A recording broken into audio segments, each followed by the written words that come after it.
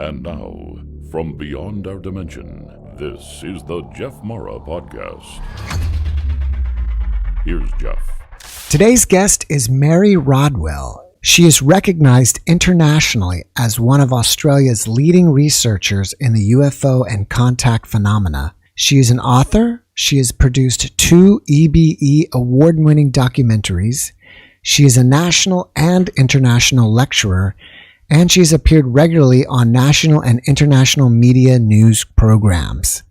We are very lucky to have her here today. Mary, thank you so very much for joining us. I really appreciate you giving me some of your time. Absolute pleasure, Jeff. Mary, since you're new to our audience, can you tell us a little bit about how you became an expert in UFOs and the alien abduction phenomena? Well, I've been a nurse and a midwife, but I went into counselling about 35 years ago, working in a medical practice. And I went from that doing all sorts of counselling, from grief and bereavement to pregnancy counselling, family counselling.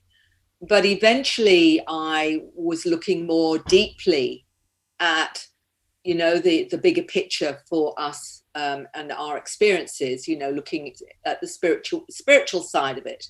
And that brought me into doing hypnosis and working with people with past lives, as well as regressions into this lifetime.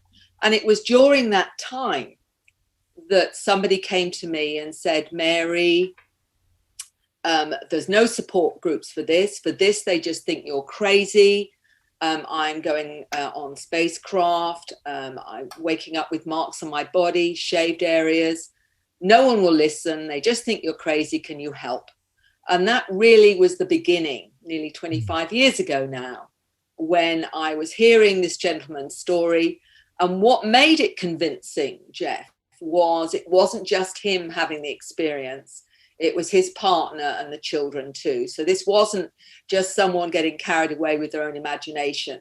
It was someone that was able to say to me, this is affecting my whole family.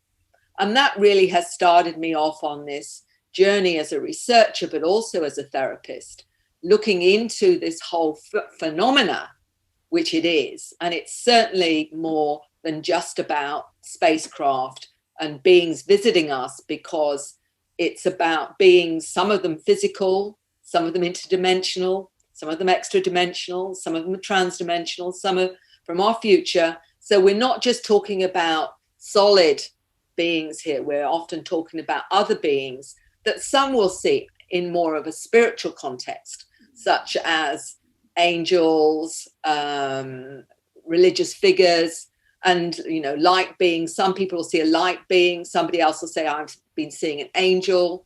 So what I'm saying is it's often in the interpretation of their experience and their belief system. But to me, it's often all in the same package. Yeah, I would agree that when we start talking about non-human intelligence, aliens, we're really getting into the realm of spiritual beings and spirituality as well. I believe that we've always been maybe forced into this box where we only think about angels and, maybe even the kind of the mythological fairies and pixies and stuff like that, but never we want to talk about ETs. What I was discovering was that it was about belief depended on how people interpreted this. And that's an important one when you've got many spiritualists that would come to me and say, it's fine, Mary, if I talk about angels and ascended masters and whatever, but I can't talk about a blue guy with big black eyes, because then they will see it as demons or something negative, when in fact, it's all in the same bucket. And just because it's not in a form that you recognize as a spiritual form for some, doesn't mean they're necessarily an evil or bad thing. They're just coming in a form that challenges us to open our minds to the diversity of civilizations in the cosmos. Yeah. Still, I was thinking that they overlap each other, because when people have the near-death experience, they'll see light beings sometimes. And then literally just the other day, I had a podcast who said he was on an alien ship and met Enoch from the Bible. They absolutely do, Jeff. What we discovered actually is there are many ways we wake up to our multidimensional awareness. For some people, it will be through a near-death experience where they're changed forever. They start to find that the way they look at the world, what's important, the way they live their lives is changed from that experience of meeting some wonderful light being or beautiful being of light, or whatever name they want to give that, has changed the way that they feel and look at their lives and what matters. It's exactly the same with someone who's had interactions with these beings. Their lives are changed forever. They start to find that they look at life differently, in the sense they have a more holistic lifestyle. They may find they get drawn into healing. They may find they change their diet. They may find that they can't kill anything. They won't even step on an ant. And this is the same for people that have other life-altering experiences. Same thing with shamanic experiences, sometimes out-of-body experiences. Those that do astral traveling, it shifts them into a higher awareness. And then they all start to see non-human intelligences. So it can be through seeing a UFO, it can be through a near-death experience, or astral traveling, or a shamanic experience. All of them will activate, it seems, that higher awareness or that spiritual awareness. I'm curious because in the near-death experience, it's quite often that people, when they come back, they're depressed, homesick, lonely, because I guess they wish they could be back in that place that they experienced. Do you find that the same with alien experiences? Certainly with some, because many have told me that they're taken by the beings that they feel connected to, like the star family or their star ancestors, they will call them, to the planet where they came from before they came to planet Earth. And they would say, it's beautiful, everything's different there, everyone is loving, everyone is kind, there's no judgment. And then I have to come back here and find it really hard to deal with this planet, and they see it as very primitive or very barbaric and very limited, and the judgment. And they said it's really hard being on planet Earth, particularly when they are reminded of where they come from. And many will say, I've always felt different. I've never felt like I belonged here. I've always known something better than this. And I really don't like it here. So I feel like I'm just being dumped here on this planet. It doesn't fit for me. So that's, many of them have got that sense of where their origin or their soul origin has come from, whether or not it's a star system. And some will say that, they'll say a star system that they feel connected to, or they may even say that they've come from another dimension, as several children have mentioned to me, one particularly saying that he came through a portal in the sun. That's where he remembers coming as a spirit. So a lot of the children that I write about in The New Human are aware of where they've come from that origin just before they came to planet Earth. But it's a similar thing, being aware of beings that are of high frequency, if you like, or spiritual frequency, and they come here and find it really difficult. Can you comment on that? Who we are, all of us, are multidimensional beings. We're much more than just these physical bodies, psychology, brains, some of the paradigms we've been brought up to believe. Well, that's a big issue I've got with modern psychology, is that it denies our multidimensional awareness and who we really are, because we're programmed by modern education to only believe what's real is what we see with our five senses. It diminishes anything to do with intuition and imagination, all those kinds of things that are multidimensional in nature. And that's part of the reason I think many people get very depressed, because they shut that down thinking it's not to be trusted, when in fact that's giving them information from their multidimensional selves, like intuition, that knowing, that sensing, that feeling, is information from their multidimensional selves. And one of the biggest things that seems to happen when they see a craft that, you know, that is out of this world, or they start to see angels or balls of light, or start to feel energy, is they don't know what to do with it, because science says, well, that doesn't exist. You know, you're going crazy, or there's something wrong with you. When in fact, the truth is they're reconnecting to their multidimensional selves. And that is actually helping them to manage 3D. Without it, nothing makes any sense.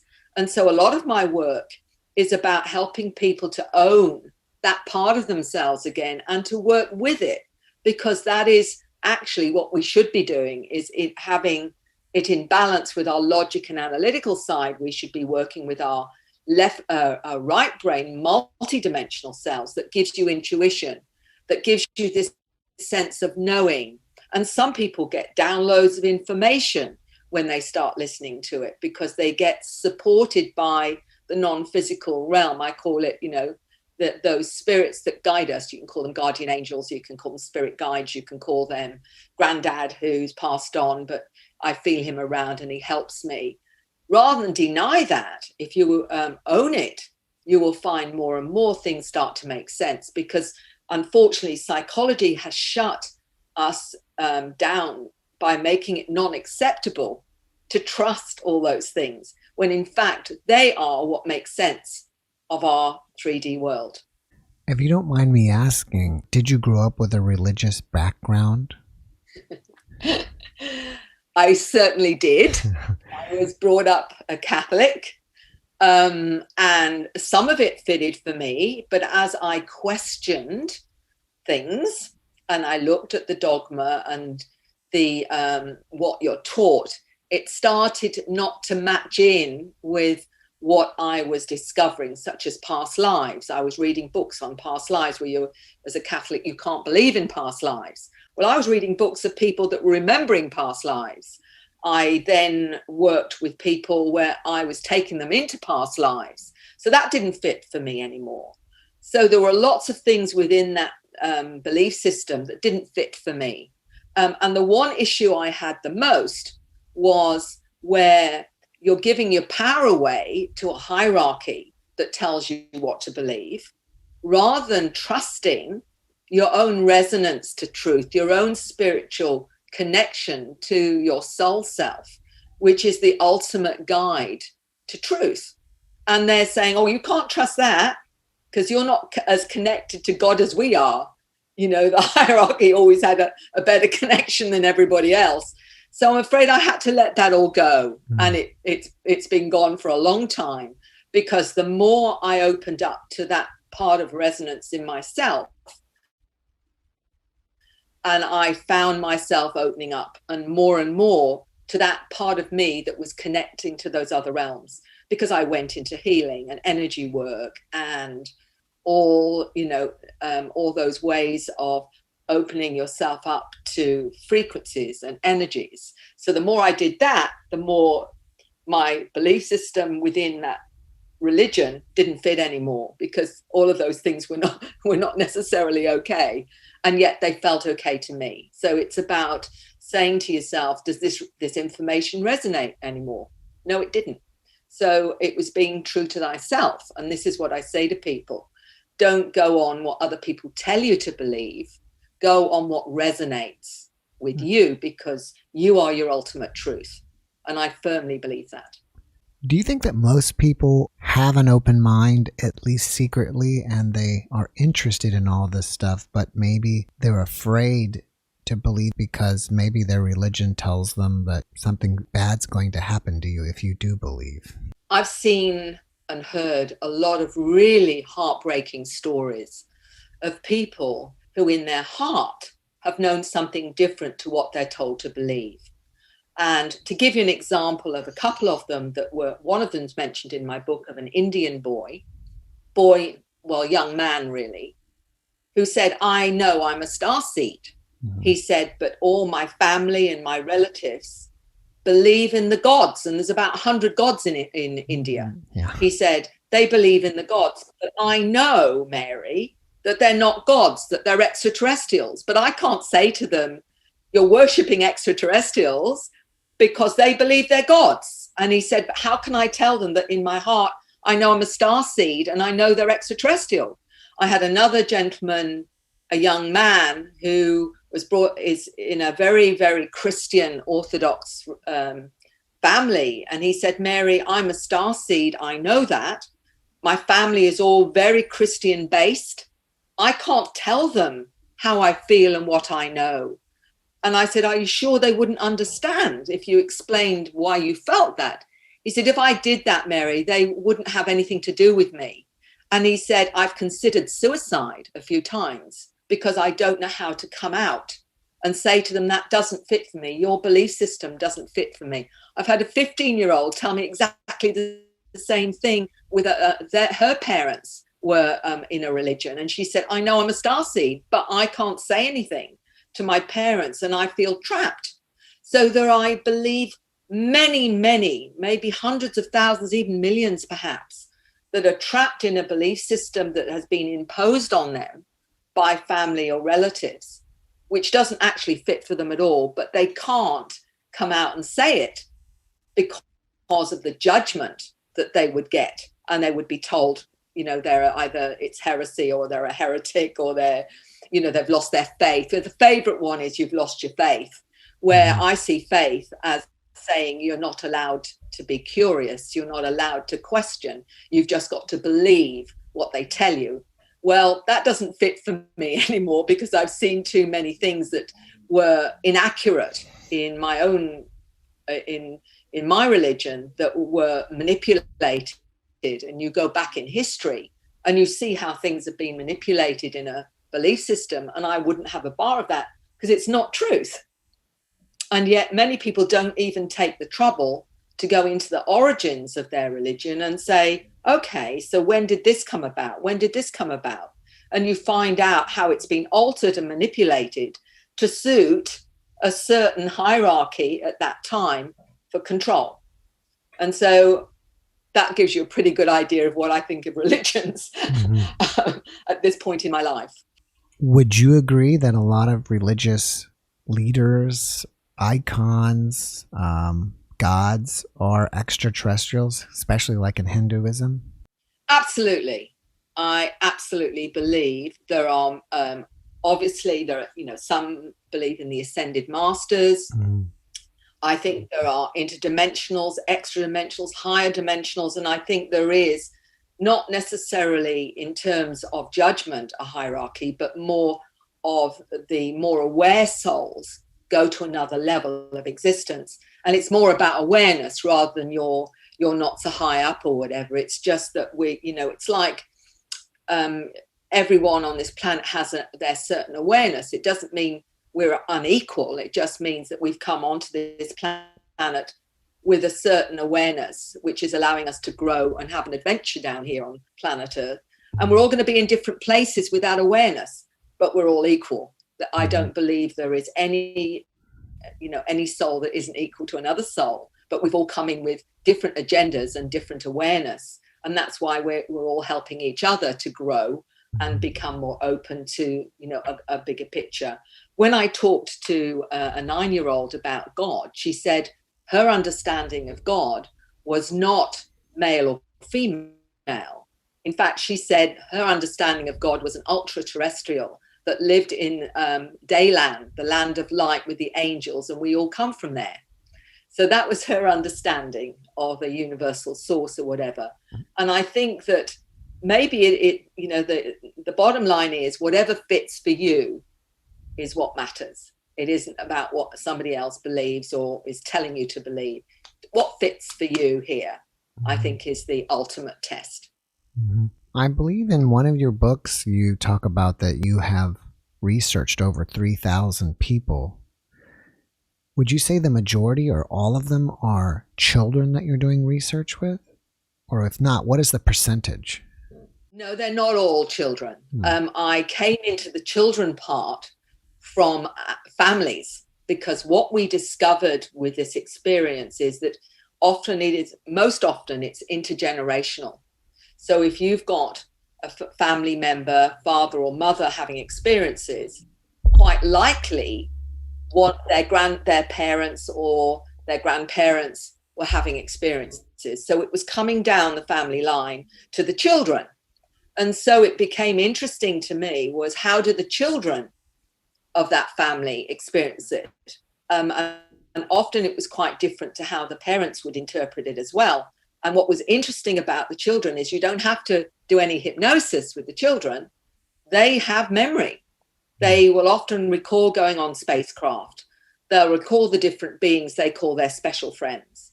They'll talk about what they learn on spacecraft. They'll talk about a whole range of things like their mission. They'll talk about what part of the reason they've come to this planet, how they can help because they can communicate with animals, for example, or they've come to help with healing or whatever. And these are children under 10. So I found that my best way of bringing this out to the public was because many of these children, because of their awareness, were not always seen as normal, whatever normal is.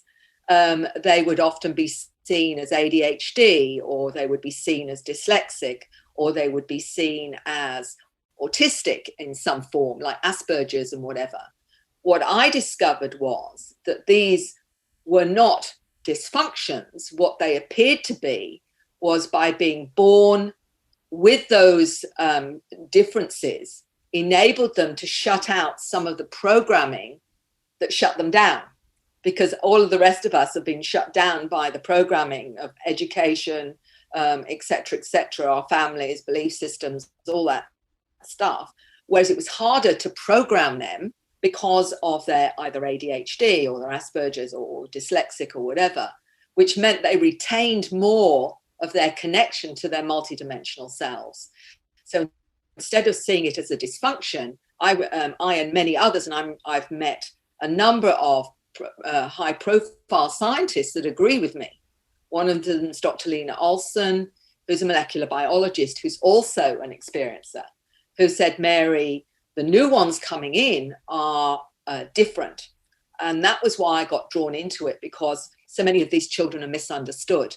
They have more sensitivity with their five senses, such as greater ability to hear different frequencies. Their eyesight, often they'll see more like energy fields and orbs. They will be more sensitive. Many of them are empaths. They'll be able to tune into other people and their emotions and feelings. But not only that, they were seeing more multidimensionally. They were sensing more multidimensionally. And that was part of that, gave you the impression there was something weird or strange about them, because they'd be hypersensitive. And that would be seen by mainstream as, oh, there's something wrong with you. You're too sensitive, or because you're not so social, there's something wrong with you. When in fact, the reason for that is that they were a lot more cautious, because they could read you. They would know from what you're coming from, whether or not you were going to be kind or you were going to be truthful, because they sensed it. And some of them are actually telepathic. So they're being seen as dysfunctional for all that, when in fact what they are is what I call a new upgraded aware human. And this is why I talk about the new human and all of the, these conditions. In metaphysics, they'll say they're indigos or crystals or rainbow children. There's a children of light. There's lots of names given for them, which is really just about their energy fields and what their sensitivities are. I'm bringing it into a very 3D grounded perspective and saying, and many of these children that are different now are different for a very good reason, that we're reaching a point of human evolution where we're going to a new level of awareness, as long as we don't get shut down. And what shuts us down is the educational system, the belief systems, the whole matrix of 3D programming that tells you you're not okay. And if you start to sense things, or if you start to feel things, or if you start to see something, there's something wrong with you. And this is my issue with psychology.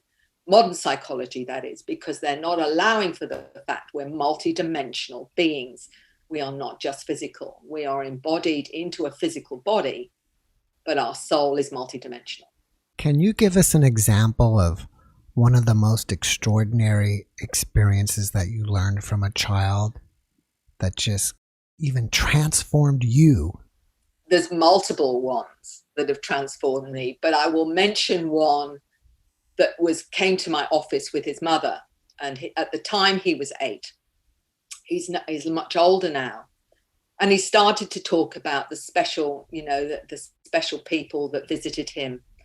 And what was interesting was he said to me that when he goes up on the spacecraft, he's in a group with other children. Some of them are human, and he said some are not human. And I said, how do you know?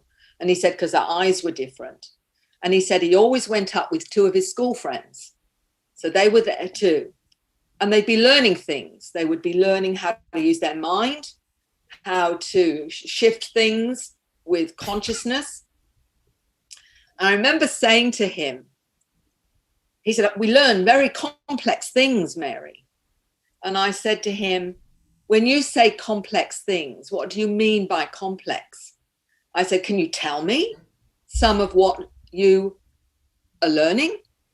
And he said, no. He said, because it's too complex for you. Mm-hmm. Now, this is an 8-year-old explaining to me that I wouldn't have the awareness to understand. I remember sitting back and thinking, well, that's told you, Mary, quite clearly. But when I asked him about the other 2 children, and this is the difficulty they have, I said, have you ever spoken to your school friends and asked them if they remember coming on the spacecraft with you? And he said, I wanted to. He said, but Mum stopped me.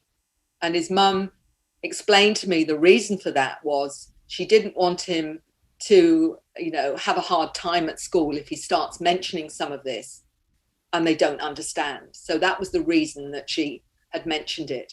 But it made me realize more than anything how hard it is for these children having these experiences when they can't talk about it, they can't share it, because even at school, it's not understood and would often be seen as something wrong with you.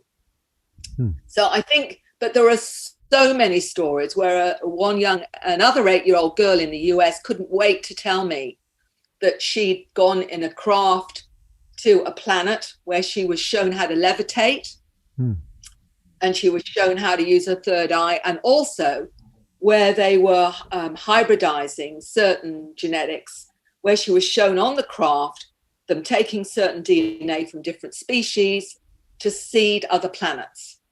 And she said, and this goes in other universes as well. She was so excited about telling me about what she'd been shown. So this is the kind of complexity. One young lad telling me, he's all of 10, that he remembers coming from a planet, he's all blue. He remembers coming and incarnating here because he's come to help with the pollution. He actually remembered where he came from and what the planet was like and what he looked like, and went into, the things that he understood. There are multiple stories. And in the New Human, I've put some of the comprehensive awareness. And these children are anything from 3 or 4, 5, up to the teenagers that explain to me their awareness of where they came from, other planets, how they understand their role on this planet, all the rest of it, to the adults. In one of the stories is a medical doctor that had that shift in India, and now she activates DNA. She activates dormant DNA, and she lives in Melbourne, and her story is incredible. So she calls herself a shamanic MD now because she's activating DNA. So some of these stories are incredible. But what's fascinating to me with the children particularly is they've got no axe to grind. They're not doing this to tell you that they're wonderful or great. They're just sharing their story, and it's all conscious recall. And when you talk about, the near-death experience, one little boy, I think he was either 7 or 8, explaining that he remembers being a soul. He called himself a will-o'-the-wisp. He said, and he was shown 3 lifetimes he could choose. And he chose one, which was this Earth lifetime. He said, so I chose this one, and then I found myself in mummy's tummy. So he remembers as a soul choosing this life to come here to this planet at this time, and being aware then that he was in his mother's tummy. This is what I mean. It's astounding, some of the information that they come across to you and tell you. You mentioned star seeds and you mentioned alien hybrids. Do you believe that hybridization is going on this planet? I mean, I guess you could say we're all maybe DNA-wise, we're all hybrids. But I mean, do you think that they're here actually doing more work than what we are? A good question. First of all, I absolutely agree with you. I believe we're all hybrids. And when you go back to the genetics, people like Dr. Francis Crick, co-founder of the DNA molecule, said exactly that we were an engineered species. And there's lots of DNA evidence from molecular biologists, geneticists that are saying that they have recognized that. So yes, and I believe there's a number of star civilizations that have added their DNA to the human genome. So, but apart from that, what I am also seeing is what we call upgrades of hybrids. And one of them I talk about is a Spanish girl who's, when she wrote to me, was only about 16, saying that she was aware of a hybrid nature when she was 13, very different to her parents in terms of looks and everything else. And she said that my mum's, and she was conceived, that was actually altered by these beings to upgrade her with more of what we call their DNA. So some of the people that see themselves as hybrids now, it's often because they've become aware they've been enhanced with more of that DNA. But we all have in us, I believe, the DNA of all these different species. And as we get activated with frequencies, may happen through healing, it may happen because our planet's bringing in frequencies all the time. It's actually activating more of that starseed DNA. So you get more and more people saying, I've just got this feeling that I'm connected to the Pleiades, or I've just got this feeling that I'm connected to Andromeda or whatever. That's because more of their DNA is being activated by the frequencies that are coming in as we're evolving now to become more aware and more conscious of who we are and what we are and our abilities. That's the other thing too, because more and more people are aware that they have amazing abilities, but they've not yet quite actualized them with healing or with other abilities. But what about this? Like, I've had a guest here. Basically, they've harvested her eggs, so she claims, and they've created about 20 hybrids from her eggs, and she's seen them. Do you believe that's going on? Absolutely. And I'll tell you of a particular family I know in Brazil. In fact, I've met the lady. She was a former air hostess, and her story started when she spoke to me, that she knew she'd been having experiences over a long time, but she was about to go to breakfast in the hotel when she was still working. And she said she saw this little girl who looked about 11, and she was on her own. And she said, as she went up to her to say, are you lost? Where are your parents? The little girl turned round, and she was part human, part cat being. And the air hostess was terrified and went racing down the corridor thinking, I've just seen a monster. She didn't know what to make of it or anything. Remember, this was physical. It was some time later, she said that she had seen herself up on the spacecraft, and there was this hybrid, part cat, part human being with others. And she realized that she was her daughter. She was a hybrid daughter of hers. It doesn't stop there. She remembers then seeing her daughter, her physical human daughter, all of 6, up on the spacecraft, playing with her hybrid sister, actually playing with her. And her husband, out of the blue, said he just had this awareness that his human daughter was also a hybrid, and actually said it to her. She'd never said anything to him. And he said, I think our daughter's a hybrid. So she says that she's got several hybrid children now on board craft, part human, part feline, but she's also got human hybrid daughter as well. She's not too sure about her son and her older daughter, but they've had experiences as well. So this is a whole family, and this is, very credible. Say, former air hostess. This, she says, it's so hard for anyone to even believe it. But this is just one family. And I can tell you now, Jeff, I have met many hundreds that are aware they've got children, hybrid children on board craft, not just women, but men who've had their sperm taken or their genetics taken, and they've been taken up on board craft. They may not have human children, but they will go and be shown their hybrid children on board craft, and they'll say they know that they're their children. They know that they're theirs. They have this emotional connection to them and are told, this is your child, this is your child. And they can get very emotional about it because there's that connection as well. It's not just women, it's men. And I know a lot of people will say to me, well, did they agree to this? How, are these beings taking this, that, and the other? And whenever I've done hypnosis, it is one of the questions I ask is, did you, on any level, agree to this experience? And for the most part, 99%, most part, they will say yes, but before I came here. In other words, as a soul. Wow. Whether that's valid for you or not, that's what they will say to me. So, make of that what you will. But there seems to be a cooperation because some of them have said, I used to be one of those beings before I came here.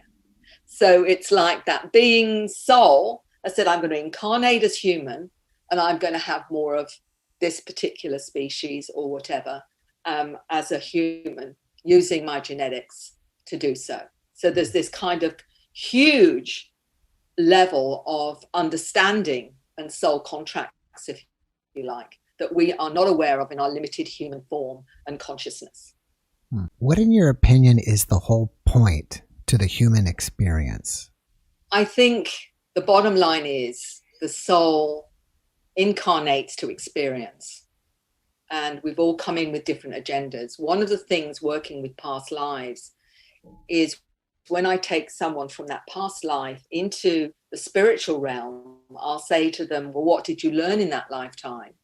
And they may say, well, I learned about compassion, I learned about limits, or I learned about whatever. And then they will say, well, this time, and not everyone wants to hear this, is that they will talk about choosing their parents, choosing their siblings, choosing the challenges in that life, the different challenges that will enhance their awareness, enhance their understanding, so that when they come in, then it's mapped out for them. This is what I want to try and achieve in this lifetime. And when people say to me, what about choice? The choice is your attitude to it. Do you want to see the silver lining in that challenge, or do you want to be a victim for the rest of your life? You've got a choice. I believe that the soul is its main purpose, while it comes from the source, is to experience all kinds of consciousness, all kinds of awareness, and that we're all here to help one another in that, because we're all connected, because we all come from the same place.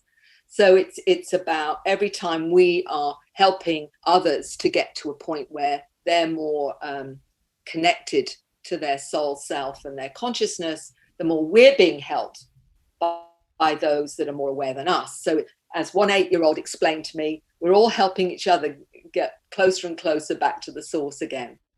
But it's all about experience. It's about coming and having a human adventure and having the goodies and the baddies, because we live in a duality. So do we want to go with love, or do we want to go with lack of love?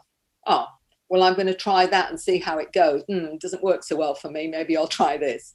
So the whole idea is about experience, and it's about making mistakes, because you learn more from making mistakes than you ever do by getting things right. So, it's, and this is why, when you start to see that, you don't take things quite so seriously in the sense that you know it's the end of the world. You're just saying, okay, so what's that showing me? What's that showing me? Okay, now I know why I'm reacting that way. Do I want to react that way again, or do you want to be different? You know, as a counselor, that's what you do anyway. But I take it to a spiritual level and say, okay, so what's the mandate for you?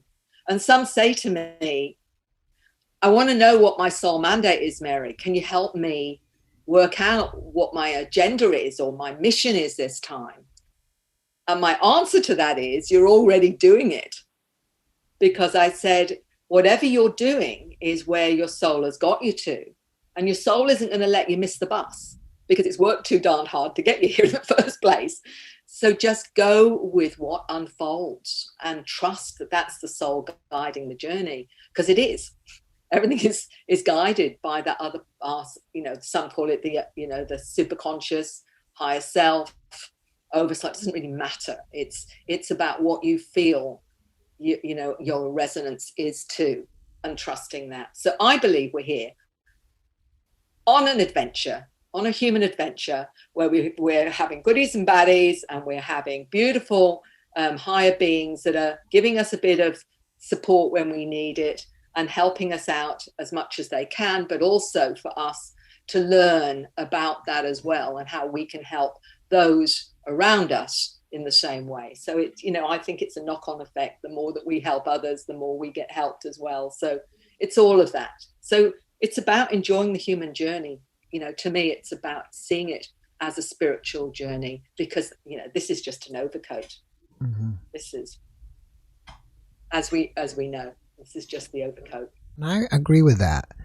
I guess where my confusion comes in is that I believe you talk to star seeds, they'll say, you know, more star seeds are coming because they're coming to fix the place. And it seems like, you know, we've loused up the place pretty bad, you know, the pollution and the violence and whatever else. But I also kind of think that the masses aren't in any power. Only very few have power over everything. So if people are coming to fix the place, they just have to go to the people in power, not to the masses. You know what I mean? Well, if I think I understand what you're saying, but, you know, we've come to a duality where at the moment the power seems to be with a certain few that have a very dark agenda. Well, if you look at the soul saying, right, I'm going to that planet now, it's going through a huge shift in evolution and what have you. It's looking very out of balance. So what can I do when I go down there to shift that back into harmony and into balance again? So there are many souls, and yes, they've said they've come from all over the cosmos with their abilities to change and to help what's happened to this planet. I mean, one young boy was saying he's come in as a center seed. He connects to the center of the planet, and he's going to be dealing with the pollution. There are others that say they can work with the elements and actually describe which particular elements they can work with. So the whole idea is to bring these new aware souls in so that we can then create a new environment for that shift in consciousness that's happening. And the thing is, the reason we need these other less loving agendas is it brings the best out in us. It challenges us. If we didn't have the challenge, I mean, if you don't know sadness, you can't know joy. If you don't know limits, you're not going to appreciate when it's unlimited. So we need a comparison so that we can understand, well, what is it that I am drawn to? What is it that suits my frequency and my soul? So it's challenging us all to stand up and to speak our truth and to change what is not working on this planet. So they're coming in because they've chosen to do that. They've chosen to help with this shift that's going on at the moment. And many of them, children have talked about the event, that there's something major going on. And what that will look like is hard to say. Some people say that it's like a new earth. Others are saying that we're separating out into two frequencies, and that some of us will go with the higher frequencies and some of us will stay in 3D, depending on what the soul chooses. It may be all of that, or it may be something completely different. But I do know that we are here at this time because we're part of this, that we've chosen to be part of it. Do you think that there are any dark beings? And what I mean by that is beings with wrongful, hurtful, we may classify it as evil intentions that are here purposely causing, trouble or destruction? Well, of course, because we live in a duality. We're going to have the dark. We're going to have those low frequencies that lack love, that lack empathy, and all those things. The only way we get a difference is when we see both sides of the coin and we decide to make a choice. Well, is it this?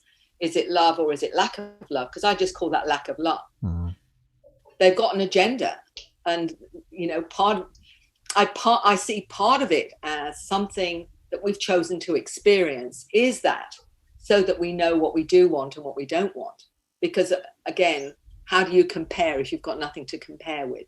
There are definitely entities that don't have your well-being at heart, but the higher your frequency goes, the more you become aware of the big picture, the less influence they can have on you, because they can't plug into you. If you're not in fear, it's, being in fear, they can plug into you. Easy peasy. If you're in ego, they can plug into you. But if you've got past those two, there's nothing to plug into, because they can't. It's like electrical cord. You can only plug into the frequency of the particular energy hertz that is part of that. If it's not fear, if you're not in fear and you're not in ego, what can they plug into? There's nothing to plug into, because it's a frequency you can't reach. I'll give you an example of that from an 8-year-old.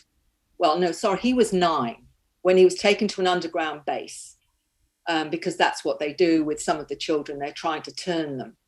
And he was sitting in a chair, and he said there was a lady in a black uniform. She had technology to one side, and she was sending these frequencies to him to lower his frequency so she could program information into him. And he said, Mary, I knew exactly what she was doing, so I kept my frequency high. She didn't know that. And so what she was trying to do couldn't work with me, because he already understood about frequency. And so there is, and I'm pretty certain he was 9 when he told me that. I think it's in The New Human. I think I put it in The New Human. So he was absolutely aware of what he needed to do to get past that agenda, that dark agenda that he was facing at the time. Now, that's a 9-year-old with that kind of awareness. This is what I mean about the kids. They get it. They can look at you and know the truth.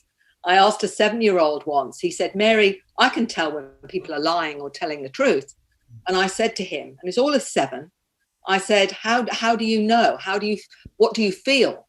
And he said, when they're lying, I go all cold. He said, and when they're telling the truth, I feel all warm. So he knew exact difference between the two from what he felt. And these are the new ones coming in. They're sussing it. They know what they're here to do, and they've got the abilities to deal with it. So, that in itself is saying an enormous amount about our new kids. They are trying to shut them down. They're doing their very best to shut these wonderful kids down with all sorts of things, from Ritalin to all this other stuff they're trying to do. But luckily, there are a lot of parents now that realize what's actually going on. And that was why, again, I wrote The New Human, because I was getting scientists to say, recognize these kids, support them. And there's lots of ways you can support those with these issues. The ADHD, they just need more vitamin Bs and a few other things to stabilize them. There are lots of healthy ways to help our kids retain that awareness and retain that understanding. They've come because they can deal with this. They know what to do. And that's what's so amazing. Do you have any other tips for people to raise their frequencies? First thing is, if you want to, and you're putting out the intent to raise it, then immediately that's what you're doing. If you say, I only want the highest frequencies, the highest loving, most compassionate frequencies of the highest level possible for me, then you're already sending out a frequency that's saying that to the matrix. So that's what you're going to get back. And then follow that feeling, knowing, sensing that's telling you how to do that. The more that you can come from that loving open space, the more that you can just do that little bit more each day to be different, to be more of what you want to be. Really, it's not rocket science, Jeff. It really isn't. It's the intent. What's your intent when you go out, when you're doing things, and what is there intent that's loving in that or not loving? And that in itself will guide you. You know, all these rules, I don't believe in rules. I believe in what resonates. And the more you have that feeling of wanting to be different, wanting to be better each day, that in itself is your soul guiding you. And your soul will tell you, your team will tell you, I call them a non-human team, will guide you as well. You know, the synchronicities that you get, you know, those wonderful times where everything just falls into place and you're thinking, oh, they're telling me something here. So notice them, notice the synchronicities or coincidences that aren't coincidences, and sit quietly each day for a little while just to connect to that part of you that is knowing and all aware, and saying, is there anything else I can do? You know, anything else I can do just to get to that other level of awareness? Don't buy into the fear. Don't buy into the ego. You're on the right road. You're already there. How do these people, these families, how do they find you? How do they reach out to you? Do they notice, okay, my son's talking about aliens and stuff, I don't know what to do, and then they start searching the internet and they find you? Sometimes it's that. They might be listening to something like your podcast. They may just search out, my son's been having experiences, is there any support there? I just say, for those that know about me, just Google my name and you'll see I'm on Facebook. I've got a website. One's called The Alien Lady. That's another story. Mm-hmm. But basically, some will have their own experiences and their children will start talking about their experiences to them. And that's how they'll come to me, because they'll say, I've been having experience. My son's now talking about spaceships, talking about he goes out through the window at night. He's talking about his special friends. And also they'll explain he sees things, as well. So it can be through a parent having an experience that they bring in their son, or it's just because their son starts to talk about it. So there are lots of different ways they'll access me. Before we wrap it up here, I want to let people know about your books. I believe you have 2 books, right? And Yes. Can you give us the titles of your books, and do we find them on your website, or do we find them on places like Amazon or Google Books? Hold on.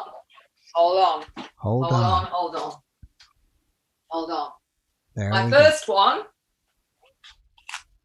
is Awakening, How Extraterrestrial Contact Can Transform Your Life. I wrote that to help people who had no one to go to, no one to support them. And it goes into, how do you know you've had contact? How do you know you're not crazy? What to do about the fear? What about the children having experienced missing pregnancies, which goes into and your psychic abilities. So I cover a lot of ground with that one. But then a few years ago, I wrote The New Human. And actually the guy who did the cover is an experiencer I met in Leeds. And it's an amazing cover because he just got it in his head and it all came through. And that's talking about, the autistic, ADHDs and the children having experiences. But not only that, it's the teenagers as well. It talks about the religion. I call it the God chapter, where 2 religious ministers, Christian ministers, admitted they've had experiences with non-human intelligences and reincarnation. And they've written a piece in the books to say, yes, this was my dogma. I've had to edit it now because I've had encounters with non-human intelligences and I've experienced reincarnation.